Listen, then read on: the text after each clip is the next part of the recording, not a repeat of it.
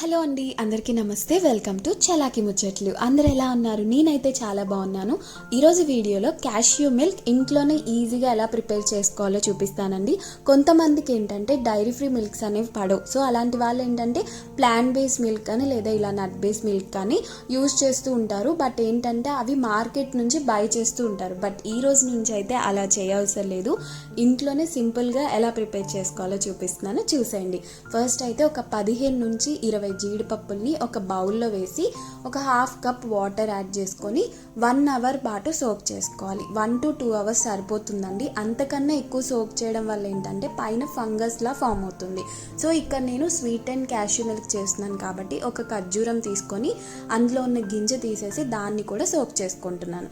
ఇప్పుడు మనం 1 అవర్ తర్వాత నానబెట్టిన క్యాష్యూస్ ఉంటాయి కదండి, దాంట్లో ఉన్న వాటర్ అనేది వంపేసి ఒక మిక్సీ జార్లోకి యాడ్ చేసుకోండి.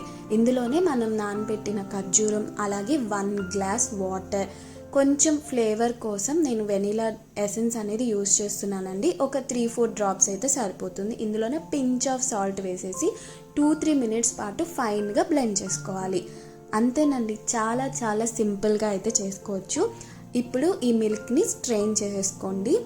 మీరు అన్స్వీటన్గా చేసుకోవాలి అంటే కనుక డేట్స్ అనేది యాడ్ చేయకండి, ఓకేనా. ఇప్పుడు దీన్ని ఒక గ్లాస్లోకి సర్వ్ చేసుకోండి. ఇది మీరు నార్మల్ డైరీ ఫ్రీ మిల్క్ని ఎక్కడైతే యూస్ చేస్తారో అంటే మిల్క్ షేక్స్ కానీ లేదా ఓవర్ నైట్ ఓట్స్ ఇలాంటివి ఉంటాయి కదా, వాటన్నిటిలోకి యూస్ చేసుకోవచ్చు. చాలా హెల్దీ అండ్ జ్యూస్, తప్పకుండా అయితే ట్రై చేయండి, ఓకేనా. బాయ్.